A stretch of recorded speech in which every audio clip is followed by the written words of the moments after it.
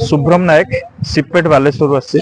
आमर प्रथमतः 5टी ट्रेड रे ट्रेनिंग हमें प्रोवाइड करछु जेमिति कि हमर प्लास्टिक प्रोसेसिंग ऊपर हो बा इंजेक्शन मोल्डिंग ऊपर हो टेस्टिंग क्वालिटी कंट्रोल हो सीएनसी लैब बा सीएनसी मिलिंग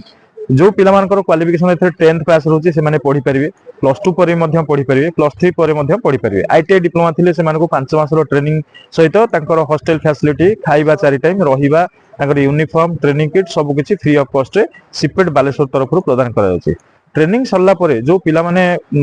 एग्जाम देबे एग्जाम देला परे क्वालिफाई हला परे तांको हमें विभिन्न प्रतिष्ठित पेट्रोकेमिकल इंडस्ट्री बा प्लास्टिक अलॉयड इंडस्ट्री हमें जॉब प्रोवाइड करछु 18 रु 25 हजार समस्त को सैलरी दिया जाउची तांकर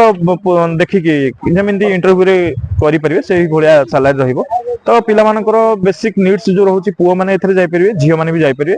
आउ एससी कास्ट जो पिला अछन से माने भी अप्लाई करि परिबे ओबीसी पिला अप्लाई करि परिबे एसटी कास्ट पिला अप्लाई करिबे जनरल पिला तो एतिक होची कथा आज जो परामर्श शिविर वासुदेवपुर आयोजन करायछि धन्यवाद देवी वासुदेवपुर हमर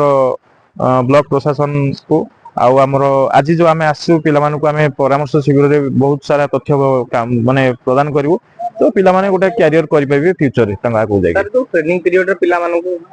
किछि आउ स्टाइपेंड आकार मिलिबो स्टाइपेंड माने आगुरु तो मिलुथला एबे नाही केवल एससी पिला मान पई गोटे स्टाइपेंड रहउची 2 मास रो पुओ छुआ को 2 मास रो 1500 3000 मिलियो झियो छुआ को 1500 करी 3000 4500 मिलियो एससी कास्ट पिला मान केवल एसटी पिला पई खाइबा रहिबार बंदोबस्त कराइछि स्टाइपेंड रो व्यवस्था नाही।